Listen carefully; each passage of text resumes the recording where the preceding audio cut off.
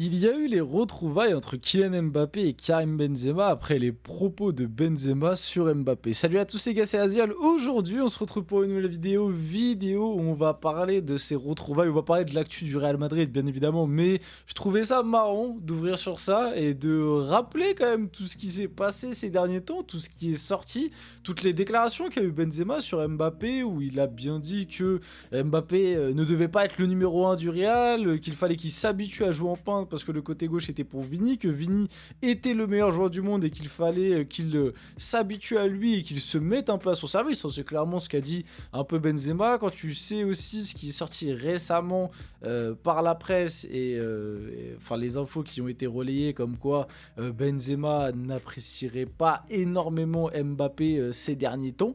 Voilà, je trouve que du coup voir ces photos c'est assez marrant. Du coup en même temps on peut se dire que ça montre que tout est faux ou que tout a été un petit peu on va dire disproportionné par la presse comme d'habitude, mais en même temps, je sais pas vous, hein, je fais, là vraiment, je suis en mode, je suis écœurant. Voilà, là quand je dis ça, je suis écœurant, mais voilà, la photo, moi je la trouve un peu malaisante, je sais pas, moi je trouve il y a un truc. En plus, le truc qui est très drôle, qui est très marrant, c'est qu'on a vu cette photo, la photo qui est à droite du coup de la miniature, énormément revenir. Voilà, elle a été énormément partagée sur tous les comptes du Real Madrid, etc.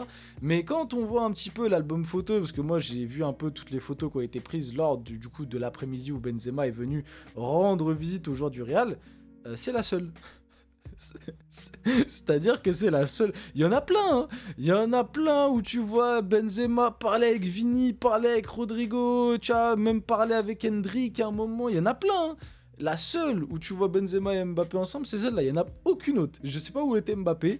Bref, voilà, je suis écœurant, mais je trouve ça juste assez drôle. Et plus sérieusement, on va parler un petit peu de l'actu du Real parce que, à part cette visite, Benzema a quand même fait quelques petites déclats. Voilà, il a été interrogé, il a parlé, notamment de Mbappé, notamment de l'attaque du Real Madrid, donc c'est plutôt intéressant. Avant que la vidéo commence, n'hésitez pas à liker, commenter, partager et vous abonner, ça fait toujours plaisir, ça aide pour le développement de la chaîne.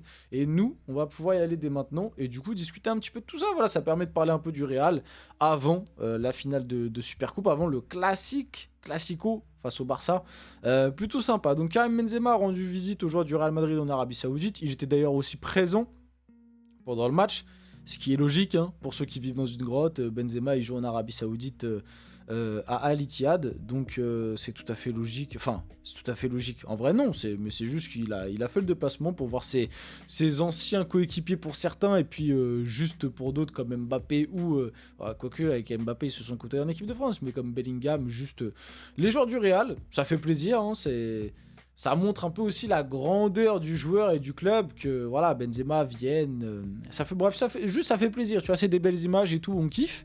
Donc Mbappé a retrouvé Benzema. Les rumeurs disaient qu'il y avait de l'eau dans le gaz entre les deux, mais on ne dirait pas.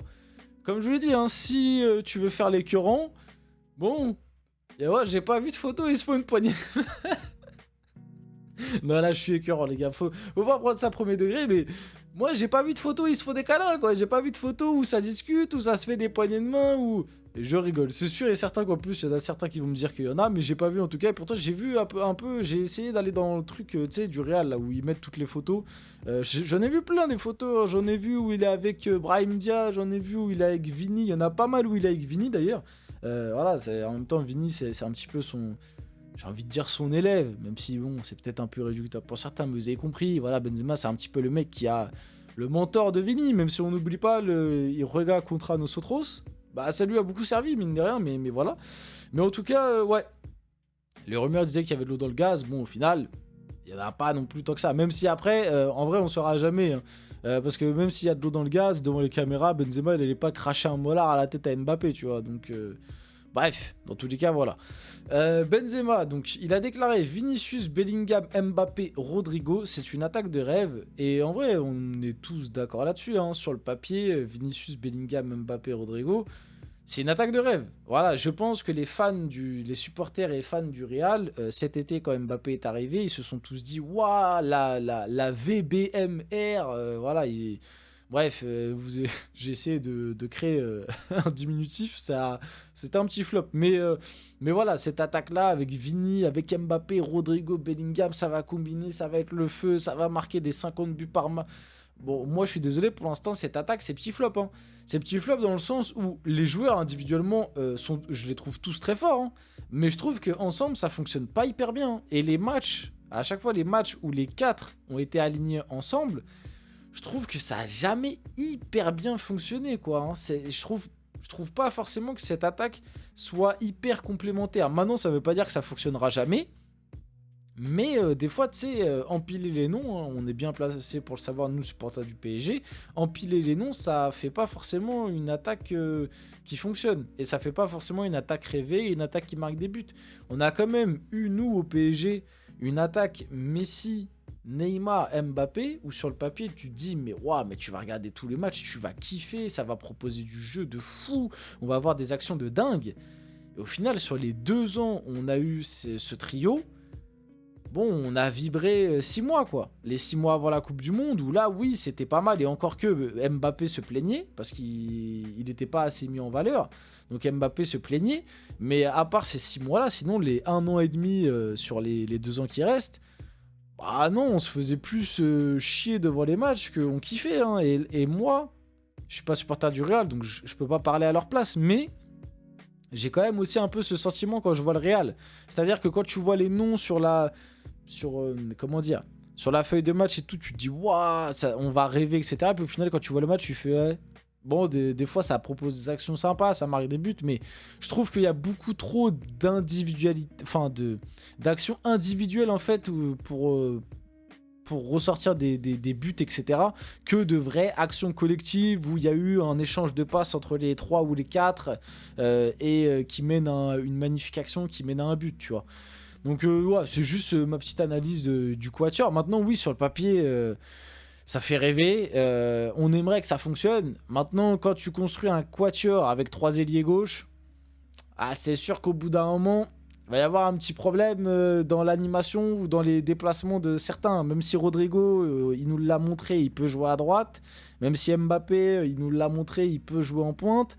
C'est quand même pas leur rôle et leur poste préférentiel. Et au bout d'un moment, c'est quand même important de faire jouer les joueurs dans leur rôle et au-delà même de leur préférence, dans tout simplement les postes et les rôles où ils sont le meilleur. On va pas se mentir, si je vous pose la question, Mbappé, il est meilleur à gauche ou en pointe? Vous allez tous me dire à gauche. Rodrigo, il est meilleur à gauche ou à droite? Vous allez tous me dire à gauche. Et Vini, il est meilleur à gauche. Donc voilà. Et même Bellingham, il joue 10-8. Mais il a aussi une tendance à un peu, des fois, dévier à gauche. Donc, t'as un peu une surpopulation de ce côté-là qui peut être une force, mais en même temps peut être une très très grosse faiblesse.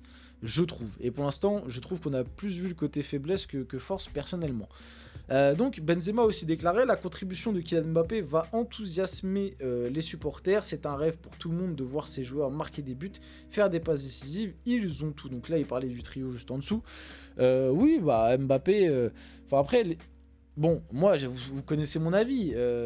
Les stats, c'est bien, mais voir aussi des choses dans le jeu, ce serait pas mal. Et moi, je trouve que cette première moitié de saison, Mbappé, il a fait quelques stats, même si moi je trouve qu'on en fait un peu trop quand j'entends certains dire: ah bah finalement, quand on voit les stats, la première partie de saison d'Mbappé, elle est pas tant ratée que ça. Arrêtez les gars.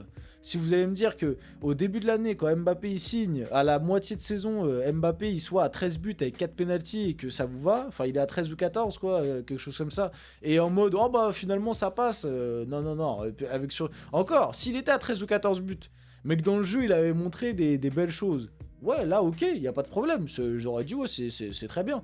Comme ce qu'il montre ces derniers temps, finalement. Là, on va dire sur les 5 derniers matchs, dans le jeu, c'est beaucoup mieux. Mais, tu vois, pourtant, il n'y a pas forcément autant de stats qu'à une époque.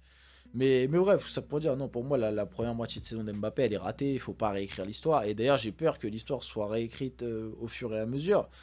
Mais bref... mais oui, là, les contributions, c'est bien pour enthousiasmer les supporters. Maintenant, il faut voir aussi tu fais des contributions contre qui. Parce que j'ai vu une stat passer la dernière fois qui m'a effrayé. C'est-à-dire que Mbappé, si t'enlèves les pénaltys, parce qu'il a mis des pénaltys contre le top 10, mais si t'enlèves les pénaltys, c'est un but contre le top 10 en Liga. Voilà. La stat est quand même pas dingue, hein. C'est bien de marquer des buts, mais un but face au top 10 en Liga sans les pénaltys, ah ouais, c'est quand même léger pour le meilleur joueur du monde. Enfin, bref.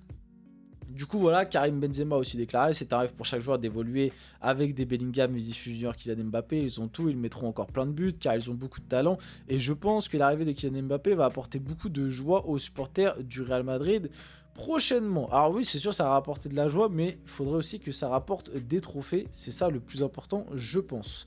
On peut finir la vidéo là-dessus. J'espère que cette vidéo vous a plu. Si c'est le cas, n'hésitez pas à liker, commenter, partager et vous abonner. Les gars, c'était Azial. On se retrouve très rapidement pour une prochaine vidéo.